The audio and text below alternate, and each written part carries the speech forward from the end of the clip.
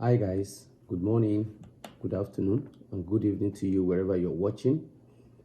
This is Citadel of Wisdom with TJ, a channel that is dedicated to the killing of ignorance among the people by sharing factual and quality information for knowledge, knowledge for wisdom, and wisdom for better living.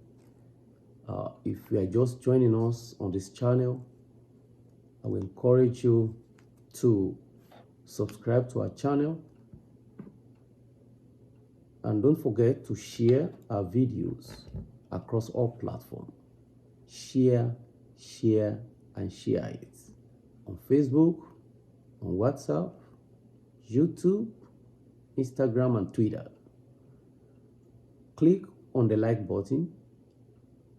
And if you are watching on YouTube, on the top of the YouTube window is the bell icon called the notification button. Please go ahead and turn it on so that you can get notified each time we upload new videos. As you join me in this presentation today, get your glass of water,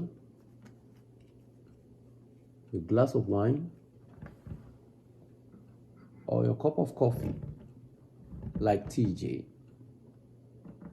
Sit back and follow me as we examine today's topic. Remember, the topic says, why are we like this? A root cause analysis of the Nigerian problems, part 1. Nigeria is called the giant of Africa. Giant because of our population and landmass. Nigeria is a country blessed with good climate, vast natural resources. Nigeria is blessed with smart, intelligent, educated, and highly resilient people. Nigerians are doing great. They are doing exploits all over the world. But in a country called Nigeria, it is not so. Today, Nigeria is faced with enormous challenges. The problems of Nigeria are multifaceted, although it can be traced to one particular cause, but the manifestation of it today is multidimensional. Today, Nigeria is in such a precarious state, such that the center is no longer holding. Although the political elites and their supporters or beneficiaries of the current system might deny it or live in denial before the world that reports about Nigeria is being exaggerated. Deep down inside of them, and to every right-thinking person, we know that the situation is not exaggerated. It is what it is. The country is not working. It is not working for the people who are supposed to be citizens of the country. In examining our topic, why are we like this?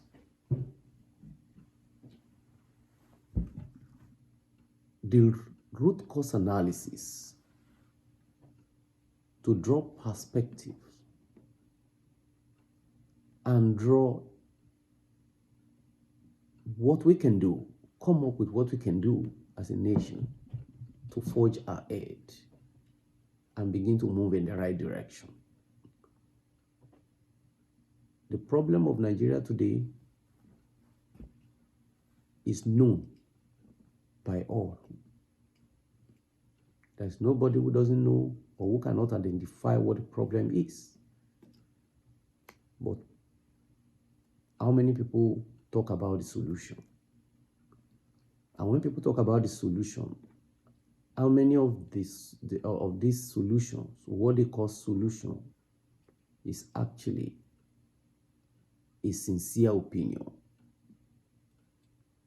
How many of them are not being suggested for selfish reasons? And that is why today our conversation is focused on the problems and the cause of the problem, the root cause of this problem. Like I said, this is going to come in series of videos because the topic is so wide, is so broad. We will be looking at it from different perspectives. When we say, why are we like this? We are talking about the products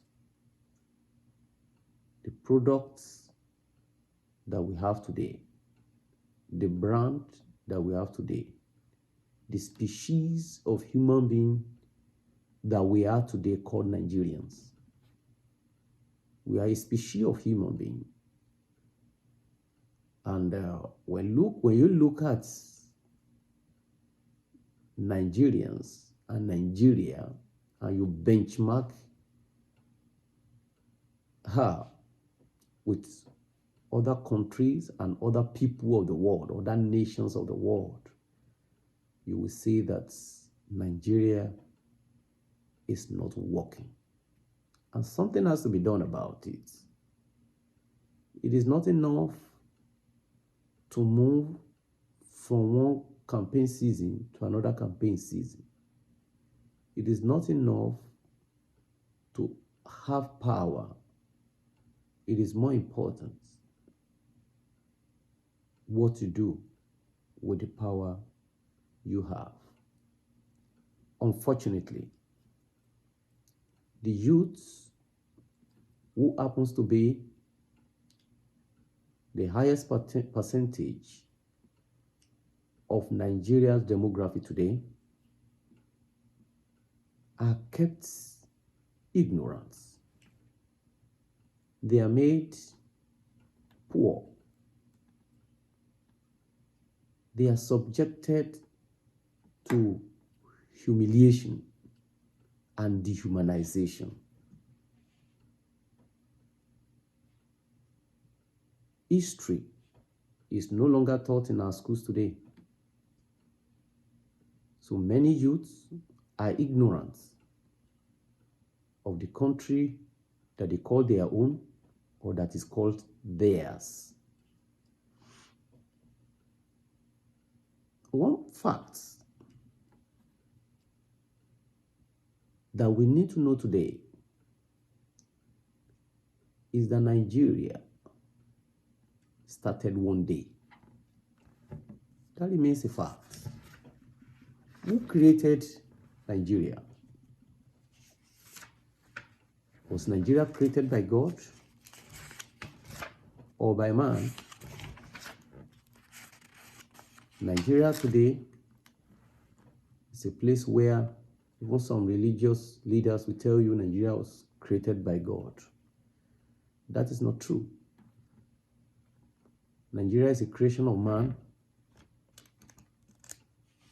and it was created by man for man.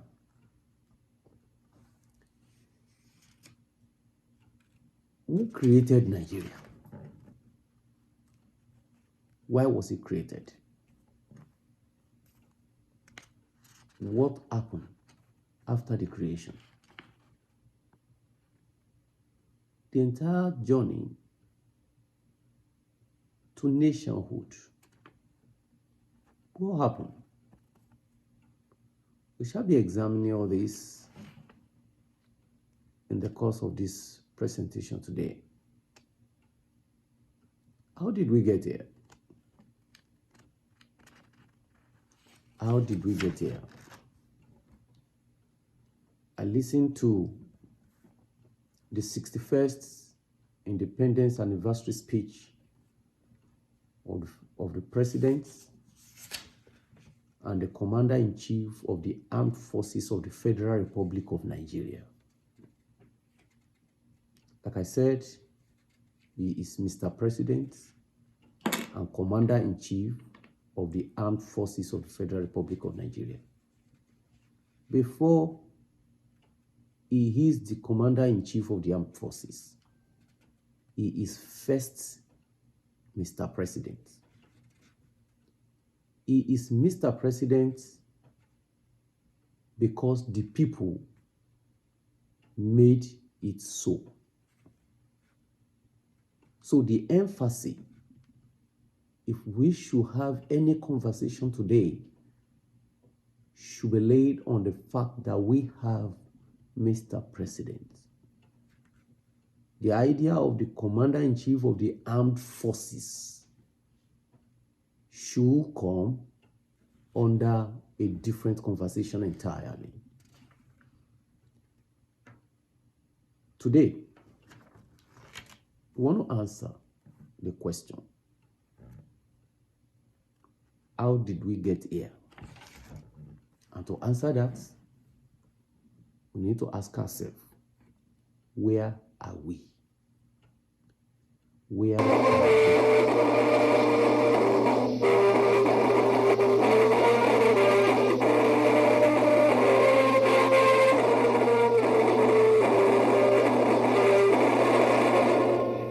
Citizens of Nigeria, it is with full gratitude to God that today we celebrate Nigeria's 61st independence anniversary.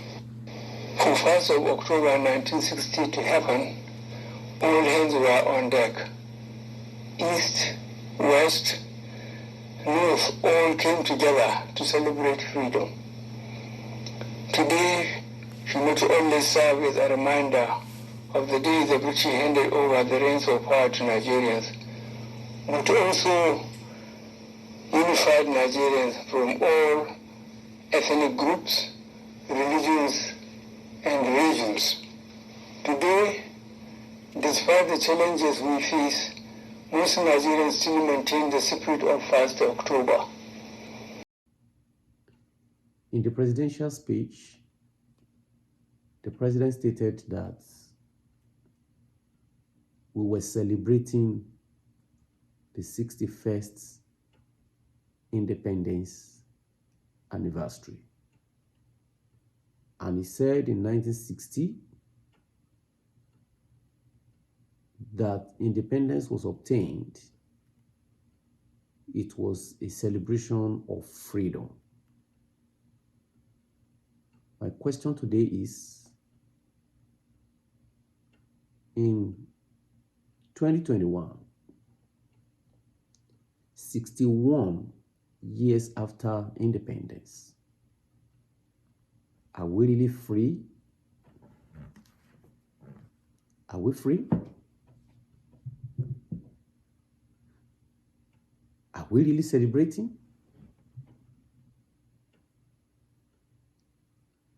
Do we have any cause to celebrate?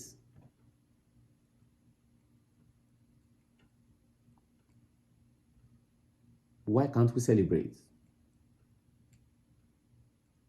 And if we are celebrating, according to Mr. President, because he used the word we are celebrating, who are the people celebrating? Who are the we? What are they celebrating? Are they celebrating success? Or are they celebrating the failure of the country? Let's take a look at the current realities of the state of the nation. Today, Nigeria is manifesting, if not fully manifested, the 3 stages of a failed state. There are 3 stages of a failed state. And according to the Failed State Indicator Index, FSI, according to this table I'm projecting right now, I'm going to put these indicators under 3 major categories. And I call them the social indicator, economic indicator, and political indicator. As we look at these characteristics of a failed state, I'm going to show you the table, and I will employ you to answer the question. If we look at the table, we have the characteristics and we have a yes or no on the right hand side, asking if these characteristics has manifested or is manifesting currently in the country. Let's start with the social indicator. Like I said, there are 3 stages of a failing state. It will start with a fragile state. Was Nigeria fragile? Yes, at some point it was fragile. It has always been fragile. And after that, it will move to a collapsing stage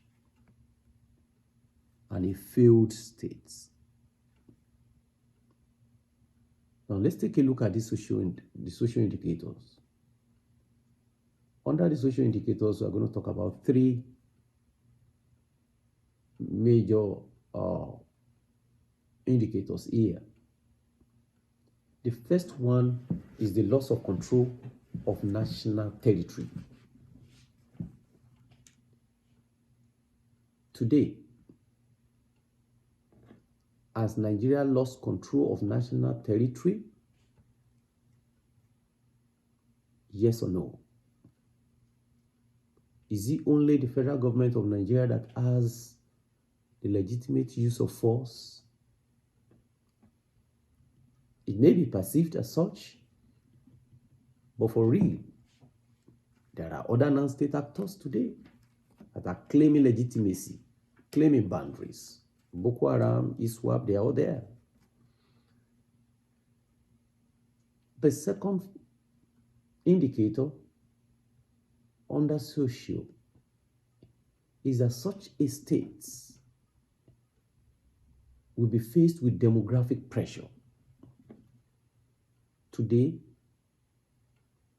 we have large number of youth unemployment and underemployment. Insurgency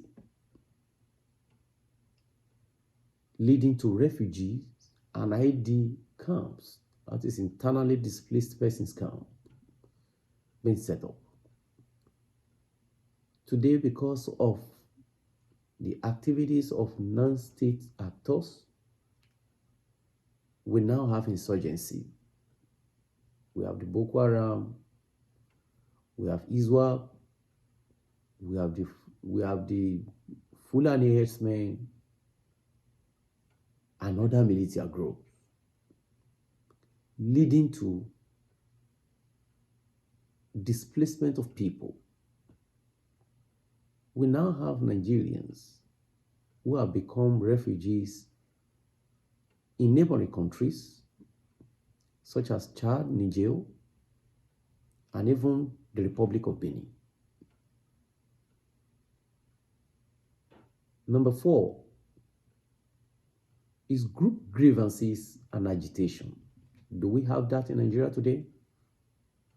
Today, people are talking about Yoruba nation, Biafra Nation, Middle Belt, and there are all kinds of agitation in Nigeria today.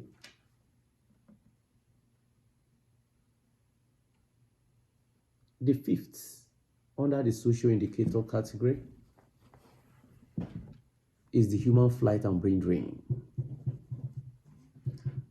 We have professionals, medical doctors, engineers, and other professionals leaving the country, going to other countries in search of greener pasture.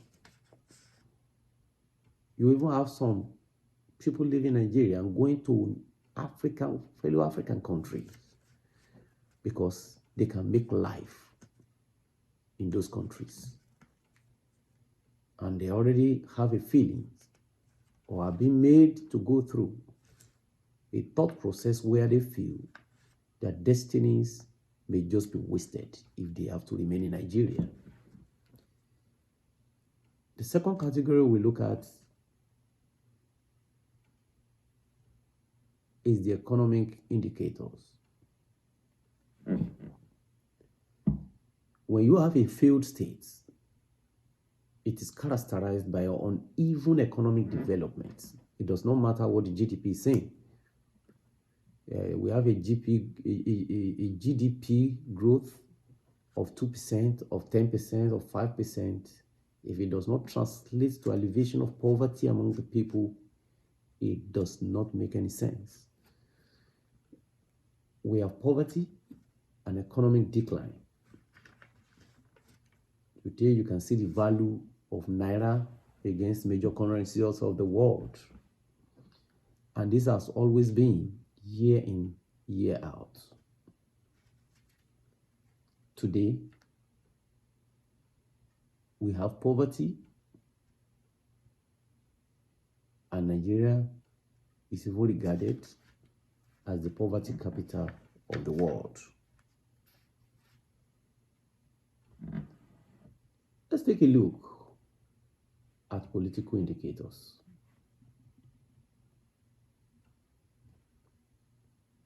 You have the following indicators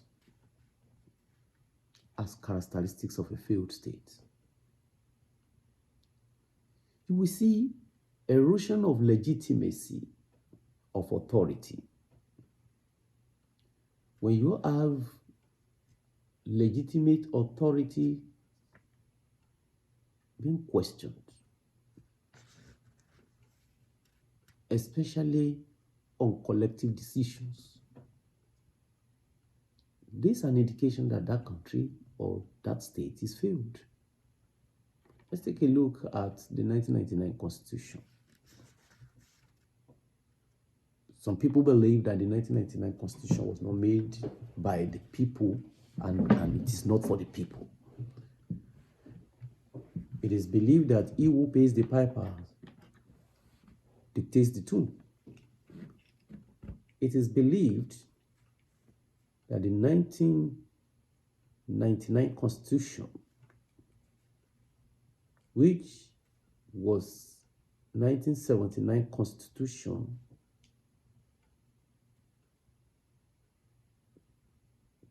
reviewed with some inclusions.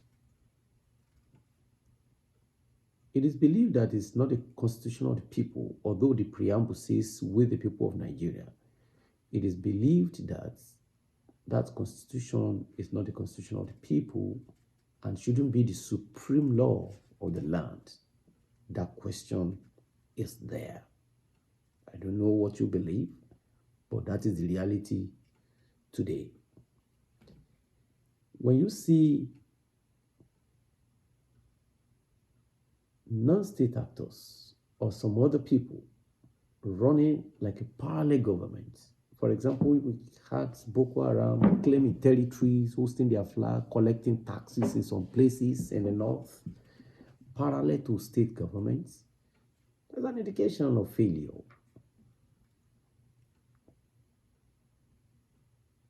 The second one is inability to provide public services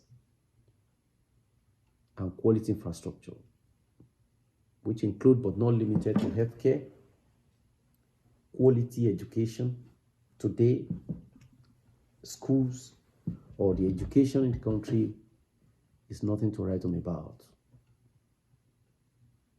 Political elites, when they have a little headache, they run out of the country.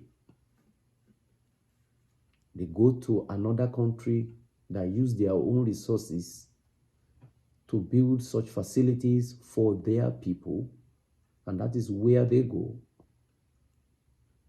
to pay humongous amount of money to get quality health care. They don't have it back home, and they are not interested in having such at home, as long as they have the money to get it for themselves. But for you and I, who pays? How do you get the money? So when we have inability to provide public services and basic infrastructure or quality infrastructure, then that's an indication of a failed state. When you don't have uninterrupted power supply, no potable water, no good roads or efficient transportation system, and there is no healthcare, then it's an indication of failure.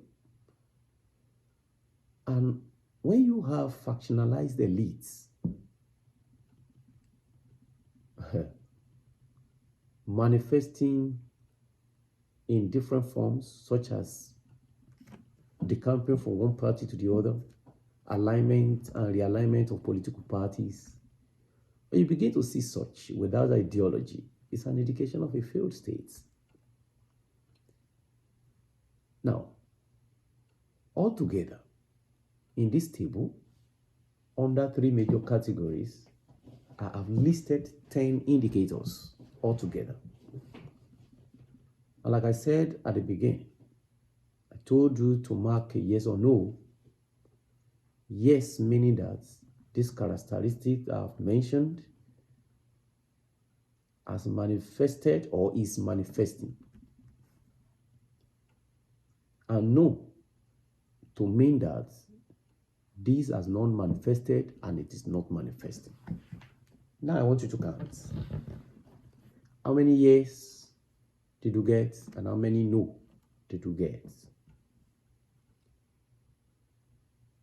If you are to work out the percentage out of these 10 indicators listed under the 3 major categories, what is the percentage of yes and what is your percentage of no? Your sincere answer to this question will answer if truly Nigeria is a failed state or not. That is where we are at the moment. And the consequences of this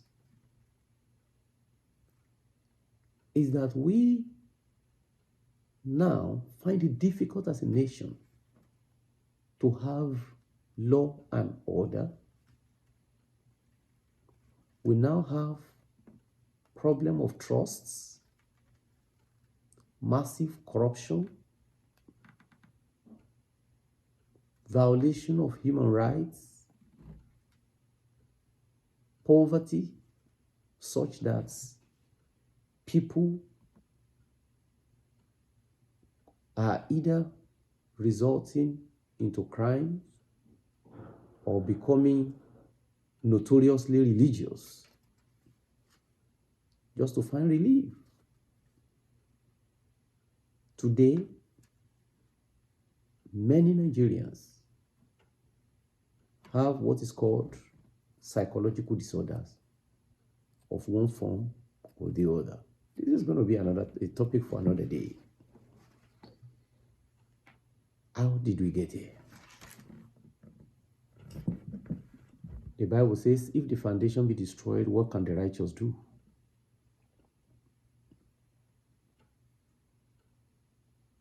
This question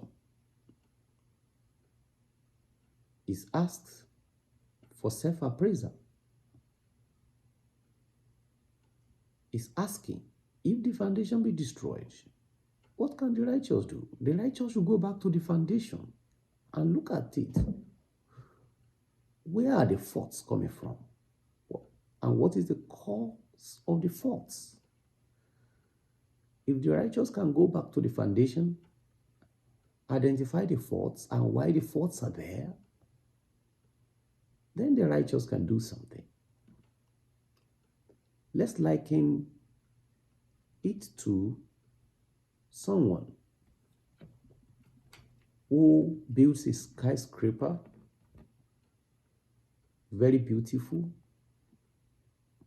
skyscraper, but at the completion of it, you realize that the foundation upon which you are building, or you have built the superstructure, was a faulty one. And that structure cannot stand. What do you do?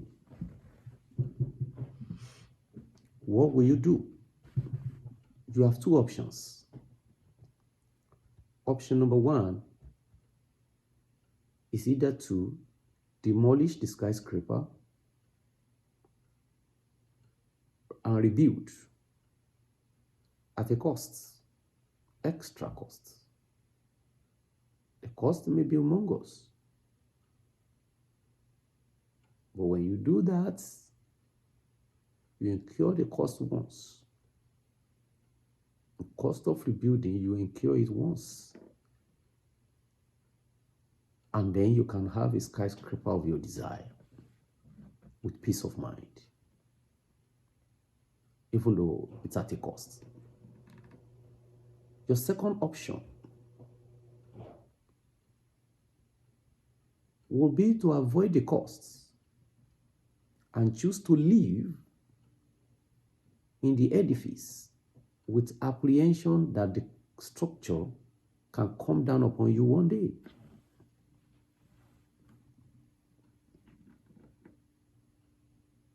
The former is still acceptable, the latter is unacceptable.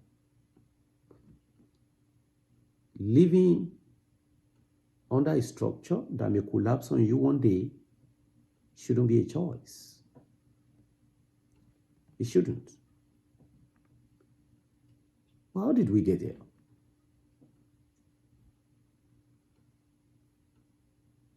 Like I said, the foundation is destroyed. So I will not join in propagating or promoting religious idiocy. I'm not going to tell you the only thing the righteous will do is to pray. Prayer without work is death. The righteous must take action. Let's take a look at Nigeria. How did it all start? I said Nigeria was created by man for man. Who created Nigeria? It is important to remind ourselves that before Nigeria was created, there have been people occupying these territories, currently called Nigeria. These are the indigenous people with diverse languages and culture. They were living as a country of their own.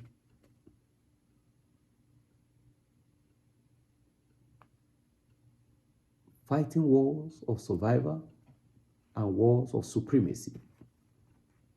But they were living their lives the way they wanted to live.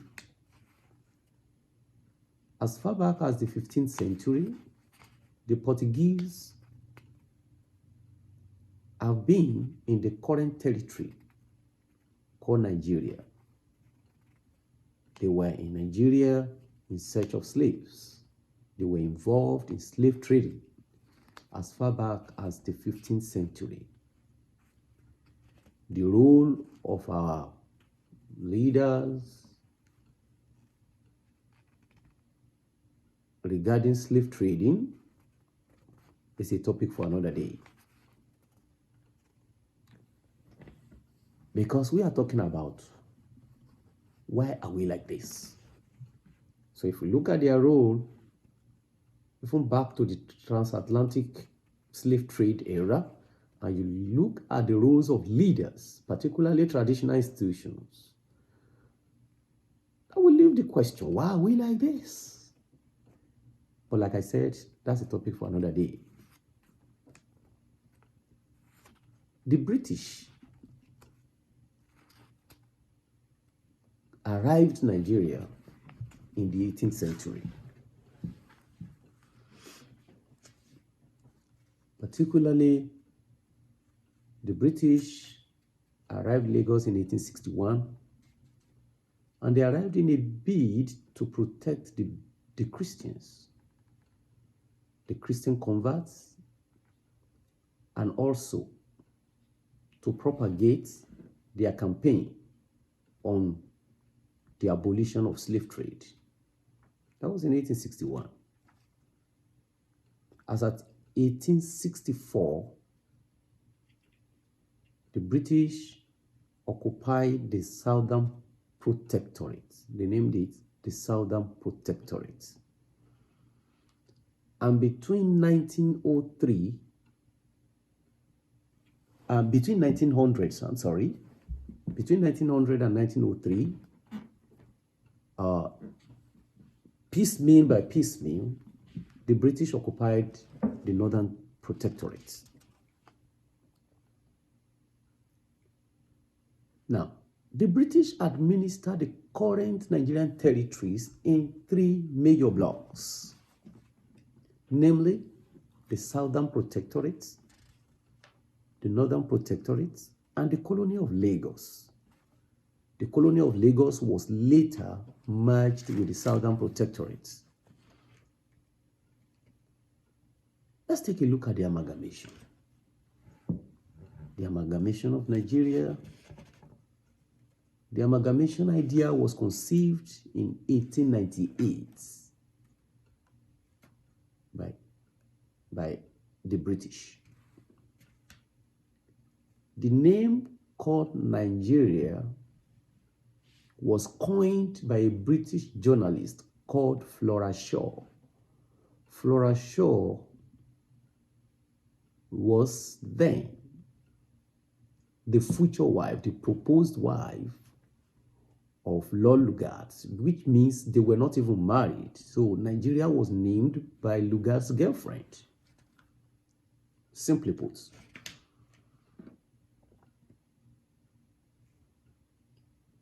What was the purpose of the amalgamation? The amalgamation was also called unification of the Northern and the Southern Protectorate. Remember the three blocks: the Northern Protectorate, the Southern Protectorate, and the Colony of Lagos. And the Colony of Lagos has already been merged to the Southern Protectorate. Therefore, we had two protectorates: Protectorate of Northern Nigeria as well as the Protectorate of the Southern Nigeria. Why the unification? Why was the amalgamation? Who called for it? Was it the people of Nigeria or the people of these protectorates? Did they request for it? No. They did not request for it. Fact has it that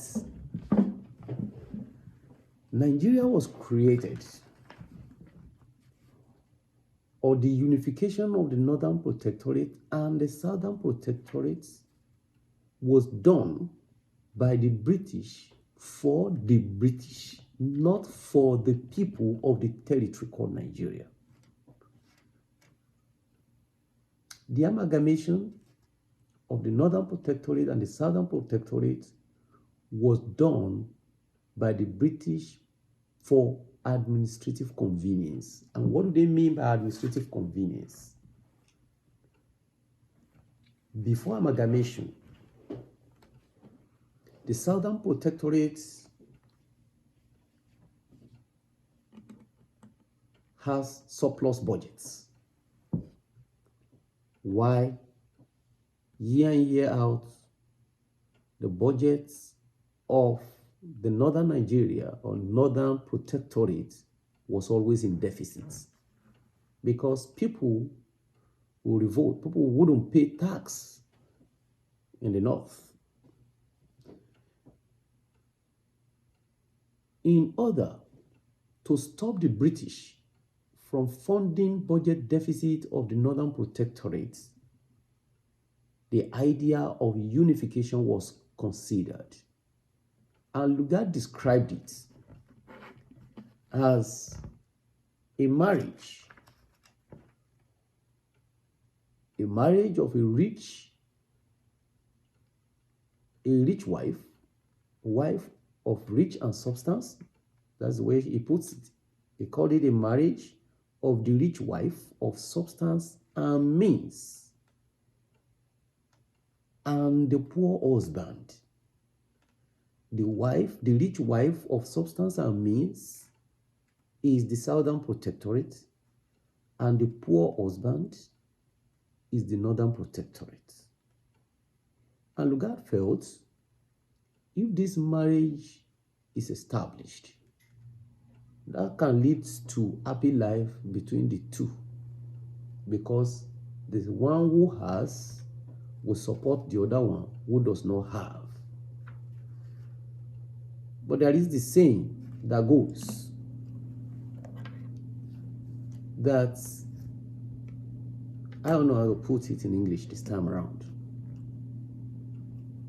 Yoruba people say, "Àjọjẹ odun, tẹ́nìkan ò bá ní."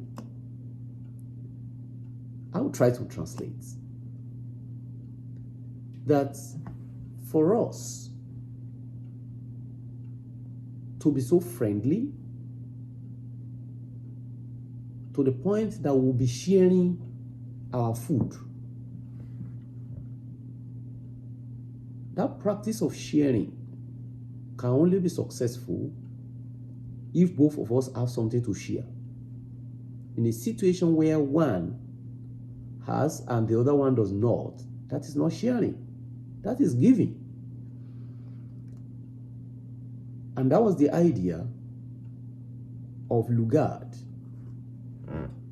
to put these two protectorates together as one. It will interest us to know that as at the time of this amalgamation, people that are currently in southern Cameroon were part of the protectorate of Nigeria at that time. They were part of the protectorate of Nigeria at that time. And therefore, after the amalgamation, there was a quest to establish nation out of the country that has been formed. Remember, one thing is to have a country, another thing is to have a nation. In our next video, we shall be looking at our journey to nationhood. I know you are wise people. I just want to drop some wisdom in your cup. Don't forget, subscribe to our channel, share these videos, click on the likes button, turn on the notification button so that we can be alerted every time we upload new videos. Have a blessed day.